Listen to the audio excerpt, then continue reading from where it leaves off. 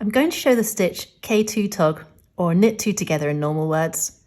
This is great for decreasing the number of stitches you have, and it gives a right-leaning slant to your piece of knitting. For example, when you're knitting a hat, this stitch will let you make it smaller at the top.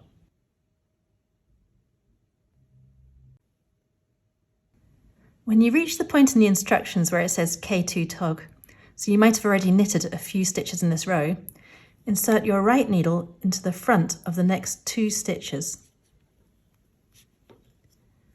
Wrap your yarn around the back of the right needle as if you were knitting normally, and then pull your right needle through.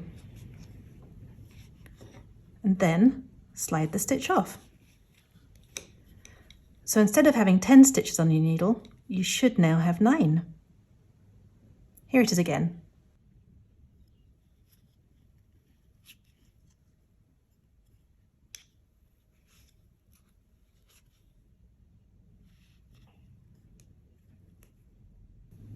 So remember, it's the front of the 2 stitches that you want to knit into. And that's how you knit 2 together, otherwise known as k2tog.